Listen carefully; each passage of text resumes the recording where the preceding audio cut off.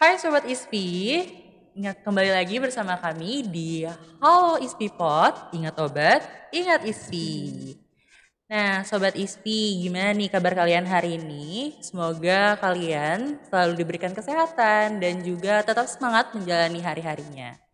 Oke, kali ini di Halo ISPI Pod hari ini, kalian akan ditemani oleh saya, Muhammad Alfianor, dan tentunya saya tidak sendiri hari ini. Hari ini kita kedatangan narasumber, di mana beliau merupakan salah satu dosen di Stikas ISPI Banjarmasin. Dan beliau juga merupakan dosen yang expert di bidang zat-zat kimia. So, please welcome Ibu Siska Musia. Halo, hai Alfi. Halo Ibu, gimana nih harinya Ibu? Alhamdulillah lumayan padat kita hari ini ya. Ya, alhamdulillah ya Bu Iya. ya. Nah, ngomong-ngomong mengenai zat-zat kimia nih yang sebelumnya saya singgung sebelumnya, pastinya di zat-zat kimia itu yang kita ketahui ada yang namanya simbol-simbol bahaya, ya Bu ya. Dan salah satunya yaitu simbol bahaya yaitu beracun. Nah, Betul sekali. namun ternyata setelah saya cari tahu, faktanya zat-zat beracun ini tidak hanya dapat kita temui di laboratorium Iya ternyata ya Bu ya. betul, ya betul. Ternyata Sobat ISPI perlu kalian ketahui bahwasanya zat beracun itu bisa kita ketemui di sekitar kita yang tentunya kita tidak menyangka bahwasanya di sekitar kita tersebut ada yang namanya zat beracun. Oleh karena itu perlu banget nih kita cari tahu dan mendalami mengenai zat-zat beracun ini. Ngomong-ngomong zat beracun nih ya Bu ya, apa sih zat beracun itu Ibu? Oke ya. Jadi terima kasih Alfi. Jadi seperti yang disampaikan oleh Alfi tadi ya. Jadi biasanya orang kayak kalau mendengar kata zat beracun tuh identiknya dengan zat kimia seperti itu Iya ya. betul Zat sekali. kimia biasanya itu kebanyakan adanya di laboratorium segala macam seperti itu. Jadi sebenarnya di sekeliling kita pun bisa banyak gitu kita temui zat-zat beracun. Jadi kadang kita tidak sadar bahwa zat-zat yang ada di sekitar kita itu ternyata tergolong dalam zat beracun. Jadi oleh karena itu kita perlu nih mengangkat hal ini untuk dibahas bersama tentang zat-zat beracun dan bahayanya di sekitar kita. Nah, sebelumnya apa sih zat beracun itu terlebih dahulu ya? Jadi yang disebut dengan zat beracun itu zat yang dapat mengakibatkan, berarti dia dapat mengakibatkan keracunan. Mengakibatkan keracunan ini artinya ketika kita terkonsumsi zat tersebut, dia akan memberikan efek bahaya terhadap makhluk hidup, terhadap kita sebagai manusia maupun terhadap lingkungan kita juga. Jadi zat beracun ini kalau misalnya dia masuk ke dalam tubuh atau jaringan kita, dia dapat bisa merusak organ maupun jaringan-jaringan tubuh lainnya, seperti itu. Oke, itu tadi mengenai zat beracun Iya, ya Bu ya. betul. Sangat berbahaya banget nih buat kita semua tentunya ya, makanya perlu kita ulik nih mengenai zat beracun. Nah, tadi kan itu mengenai apa itu zat beracun ya Bu ya. Nah, kira-kira dari mana sih sumber zat beracun itu berasal? Oke, jadi zat beracun ini ya, kalau masyarakat umum kita sebagai orang awam kadang mikirnya itu zat beracun ini tadi yang berasal dari laboratorium. Sebenarnya dia bisa berasal dari berbagai macam sumber.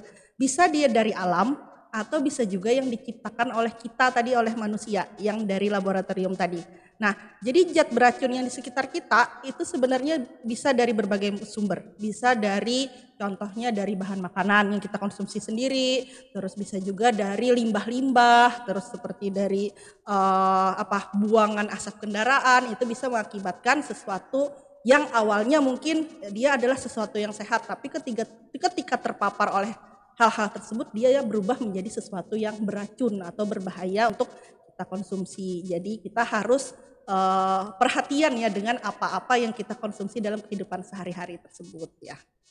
Oke, itu tadi mengenai dari mana sih sumber zat-zat beracun tadi itu ya.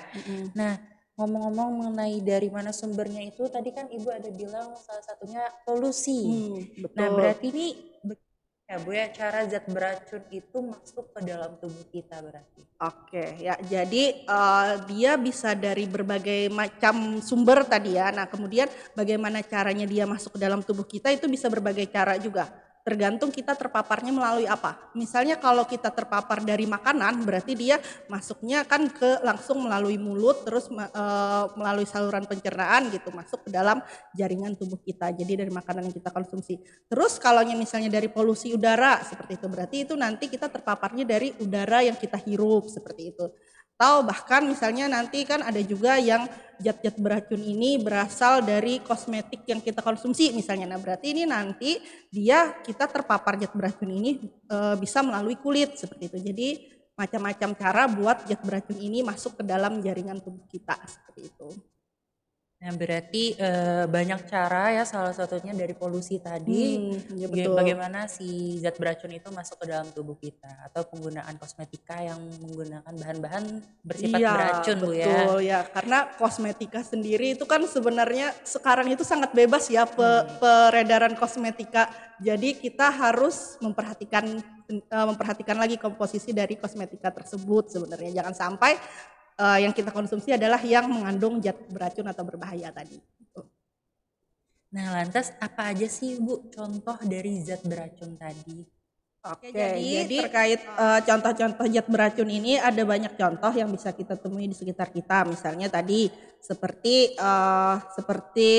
logam berat. Logam berat ini bisa didapatkan misalnya dari kosmetik. Dari kosmetik itu yang sering biasanya kadang ada kandungan logam beratnya seperti merkuri. Walaupun sebenarnya merkuri ini tidak boleh ada di dalam logam berat, tapi kadang supaya efeknya cepat ya, misalnya kayak krim pemutih dan lain-lain itu ada yang menambahkan merkuri. Nah ini tidak boleh ya, jadi akan menjadi efek racun dalam tubuh kita. Nah untuk logam berat ini sendiri kadang yang paling banyak itu juga bisa dari air, terutama kalau yang di daerah sungai. Nah itu kadang ada kalau daerah sungainya ini jadi sungai pembuangan limbah dari pabrik dan segala macam, atau limbah rumah tangga, itu bisa mengandung logam-logam berat seperti timbal gitu ya. Nah kadmium itu juga berbahaya buat kita. Itu salah satu contoh dari bahan beracun yang ada berasal dari logam berat. Kemudian yang dekat juga dengan kita itu adalah pestisida sebenarnya. Pestisida di sini adalah zat kimia yang digunakan untuk mengusir hama pada tanaman. Nah jadi biasanya ada pada sayuran. Nah kalau sayuran yang kita olah itu belum melalui proses pengolahan yang baik, misalnya belum dicuci dengan benar, nah itu bisa jadi pestisidanya masih menempel dan mengakibatkan kita mengkonsumsi pestisida tersebut yang nanti dapat mengakibatkan keracunan pada kita yang mengkonsumsi ya.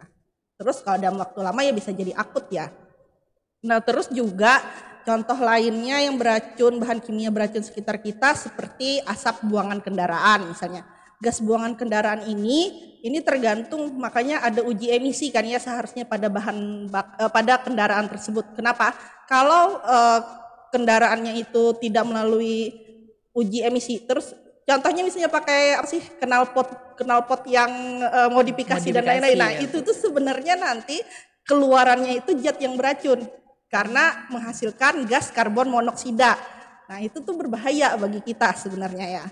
Nah itu yang dekat dengan kita juga. Terus yang lain misalnya seperti obat-obatan, terus alkohol. Nah itu kalau kita mengkonsumsinya tidak tepat ya, karena obat sendiri kan sebenarnya kalau dalam skala yang tepat dia mengobati, tapi kalau skala yang salah dia bisa jadi racun seperti itu. Nah yang lain selain itu juga ya bahan kimia yang di rumah tangga lah ya, seperti pemutih pakaian misalnya. Nah, itu kan biasanya ada keterangan hindarkan dari jangkauan anak kecil gitu ya, karena kalau tertelan itu bisa berbahaya bagi kita. Jadi kita harus memperhatikan sih intinya kandungan-kandungan atau komposisi bahan-bahan yang berada di sekitar kita, jangan sampai terpapar oleh bahan yang berbahaya tersebut. Ya. Tadi kan itu contohnya Bu ya, tadi ada pestisida, kemudian logam berat. Kenapa sih Bu si zat contoh-contoh tadi bisa disebut sebagai zat yang beracun? Ya, oke. Jadi kayak pestisida, tadi ya logam berat, terus juga seperti buangan gas kendaraan bermotor tadi ya. Nah ini zat-zat ini, bahan-bahan ini bisa disebut sebagai zat yang beracun karena sebenarnya dia punya sifat kimia yang reaktif.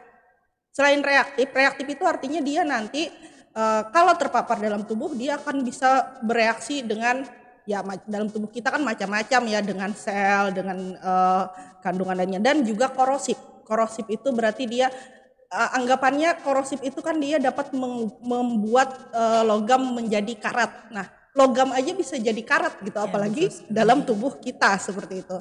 Nah, terus dia juga zat-zat berbahaya ini karena sifatnya yang reaktif dan korosif tadi, ketika masuk ke dalam tubuh ya bisa jadi mengakibatkan kita mengalami gangguan enzimatik gitu ya. Terus bisa juga nanti yang lebih parah nih sampai mengubah susunan atau merusak DNA kita seperti itu. Nah, jadi sangat berbahaya lah ya, tergantung sifat masing-masing zat tersebut. Oke. Tadi sempat kita singgung juga bahwasanya zat-zat beracun itu bisa masuk ke dalam tubuh kita, ya kan Bu ya? Nah, kira-kira apa sih dampak bahaya yang ditimbulkan ketika zat beracun tersebut masuk ke dalam tubuh kita? Oke. Jadi terkait bahaya itu sebenarnya sangat tergantung dengan individunya masing-masing ya, karena orangnya berbeda-beda, itu reaksi tubuhnya juga berbeda. Tapi secara umum kalau dia zat beracun itu tadi berarti dia bisa mengakibatkan keracunan dari yang skala ringan sampai nanti bisa jadi akut atau fatal. Nah, beberapa di antaranya itu yang kemungkinan ya bisa terjadi kalau kita terpapar zat-zat yang berbahaya ini. Pertama, contohnya misalnya kita bisa nanti mengalami gangguan sistem saraf. Nah, kenapa dia bisa mempengaruhi sistem saraf kita? Karena nanti zat beracun ini mengganggu fungsi kerja tubuh kita. Misalnya dia bisa mengakibatkan kita mengalami sakit kepala. Terus lebih lanjut nanti bisa kejang-kejang sampai nanti bisa mengalami kelumpuhan. Nah, itu contoh misalnya kalau kita terpapar misalnya contoh merkuri tadi ya, dalam jangka panjang dan jumlah yang banyak misalnya. Nah, terus yang kedua, misalnya contoh lainnya kita bisa juga mengalami gangguan sistem pernapasan. Nah, ini paling mudah, ini contohnya adalah dari asap tadi. Dari asap gangguan sistem pernapasan. Nah, nanti kita akibatnya apa? Bisa sesak napas, bisa iritasi saluran pernapasannya sampai ke asma seperti itu ya. Nah, terus yang ketiga bisa juga masuk nanti atau mengganggu sistem pencernaan kita. Nah, ini dari yang makanan-makanan yang kita konsumsi tadi. Nanti akibatnya apa? Contoh-contoh atau indikasinya kita bisa mengalami mual, muntah, terus apa ya, mencret atau diare seperti itu ya. Sampai kalau lebih parah nanti bisa merusak organ pencernaannya. Nah, kalau sudah merusak organ ini ya sangat parah lah, sudah sangat fatal berarti ya. Kalau zat beracunnya itu sangat berlebihan masuk ke dalam tubuh kita, ya bisa terjadi bisa jadi mengakibatkan kerusakan organ seperti ginjal ya, terutama lah ya kalau dia zat-zat beracun itu, karena ginjal kan fungsinya buat menyaring ya seperti itu. Jadi dia ginjalnya kerja keras. Atau hati juga kan ya, hati kan buat menetralnya, dan paru-paru tadi kalau yang hasil dari pernapasan. Seperti itu sih kemungkinan kalau kita terpapar zat-zat beracun yang sebenarnya ada di lingkungan kita sendiri dalam jumlah banyak dan jangka waktu lama. Oke. Nah, kira-kira gimana nih Bu cara kita Sobat ISPI untuk terhindar paparan zat beracun tersebut? Oke, jadi karena zat-zat ini tuh ada di sekitar kita lah ya, di sekitar kita. Jadi yang pertama kita tuh harus memahami dulu terkait komposisi bahan-bahan yang kita gunakan. Nah, dan kita juga harus membentengi diri kita supaya lebih siap gitu kalau terpapar zat tersebut. Nah, pertama kita bisa misalnya mau membentengi diri kita tuh berarti harus mengkonsumsi makanan yang sehat seperti itu ya. Otomatis kan kalau tubuhnya sehat jadi lebih sulit juga nanti untuk mengalami efek dari racun tersebut. Seperti itu. Yang sehat dan bersih ya terutama ya. Kemudian yang kedua, kalau saat kita bekerja dan menggunakan tadi bahan-bahan yang lumayan berbahaya, anggap misalnya contoh kayak pemutih pakaian dan lain-lain, itu kan mengandung klorin ya.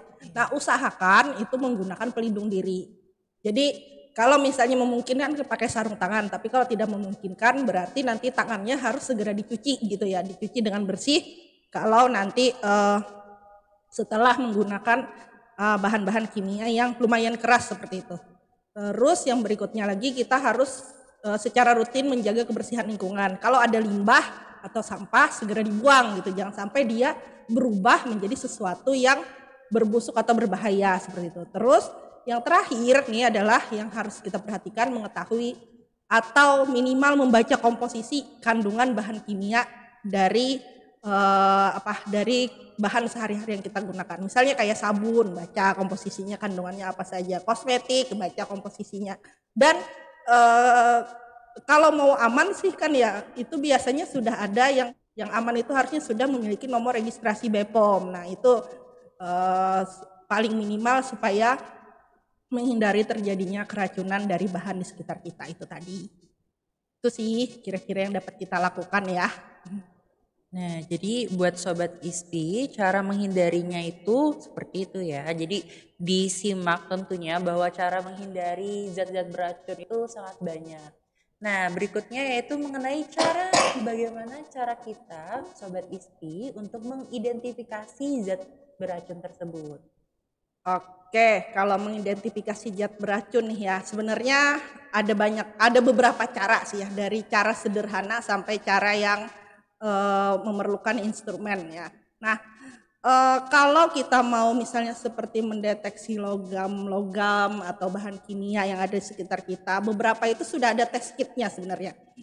Misal contoh seperti pengawet berbahaya misalnya seperti boraks, formalin, itu sudah tersedia tes kitnya di pasaran. Nah, atau yang sederhananya ada juga sudah banyak kok artikel-artikelnya tentang cara mendeteksi zat ini. Misalnya kalau kayak boraks, formalin itu bisa pakai kurkumin gitu. Kurkumin itu dari apa? Dari kunyit ya. Kurkumin itu dari kunyit. Jadi nanti kalau warnanya berubah jadi kemerahan, berarti kan dia bisa jadi diprediksi atau diidentifikasi mengandung boraks tadi. Nah, itu paling sederhananya itu adalah tes kimia untuk zat-zat yang mengandung bahan kimia atau logam. Nah, kalau untuk lingkungan ini kan biasanya ada dinasnya tersendiri lah ya untuk mendeteksi cemaran yang ada di lingkungan, baik itu udara gitu ya, perairan kita. Nah, itu seharusnya masyarakat bisa sih kalau memperkirakan terjadinya ada pencemaran itu boleh melapor ke. Oke, jadi kalau untuk mendeteksi keberadaan zat beracun ini ada beberapa hal yang bisa kita lakukan. Yang pertama, kalau paling sederhana itu sebenarnya kita bisa mendeteksi bahan kimia yang ada di sekitar kita, misalnya seperti pengawet tadi ya, pengawet yang berbahaya seperti boraks maupun formalin itu sudah tersedia tes kitnya yang dijual bebas di pasaran. Di aplikasi marketplace juga banyak kok ya, dan harganya relatif murah. Tapi kalau mau lebih sederhana lagi bisa menggunakan bahan alami, misalnya kayak boraks itu bisa dideteksi dengan kurkumin dari kunyit. Jadi kunyit itu kan warnanya kuning ya, warnanya kuning. Nanti kalau dia direaksikan dengan zat berubah jadi warna merah, bisa jadi itu mengindikasikan kandungan adanya boraks seperti itu. Nah, terus kalau untuk lingkungan kita itu sebenarnya ada dinas lingkungan hidup yang bertugas buat mendeteksi keamanan paparan zat berbahaya di lingkungan, misalnya seperti di perairan, udara. Nah, jadi kita sebagai masyarakat kalau merasa ada yang kurang, ada yang sudah merasa ada zat kimia atau paparan polusi yang melebihi batas, sebenarnya itu bisa dilaporkan ke bagian terkait gitu. Nah, kemudian kalaunya sudah lebih parah nih ya, ke tahap lebih parah, kita merasa kita nih terpapar nih, terus ada efek-efek yang timbul, misalnya seperti batuk berkepanjangan atau sakit kepala berkepanjangan. Nah, otomatis kita harus cek laboratorium, cek kesehatan kita ke laboratorium, tes darah, tes urin gitu buat mendeteksi apakah benar kita sudah terpapar zat berbahaya atau zat beracun tersebut. Nah, harapannya nanti kan ya di akhirnya kalau kita mengetahui bahwa zat beracun ini ada di sekitar kita, terus zat beracun ini tadi ada di sekitar kita, terus bentuknya atau wujudnya dalam bentuk apa saja, kita bisa jadi lebih perhatian, lebih waspada gitu kan ya dalam penggunaan maupun dalam menghindari terpapar zat tersebut gitu kan ya. Itu sih harapannya ya. Oke. Nah, Sobat ISPI tadi udah dijelaskan mengenai apa itu zat beracun, kemudian bagaimana cara mengidentifikasi hingga cara menghindarinya. Sebelumnya kami ucapkan terima kasih banyak. Iya, sama-sama. Buat Ibu Siska yang sudah meluangkan waktunya di hari ini. Oke, buat Sobat ISPI, saksikan terus episode-episode berikutnya dari Halo ISPI Pod. Jangan lupa untuk like, comment, and subscribe di channel YouTube Stikas Isi Banjarmasin. And see you. Bye-bye.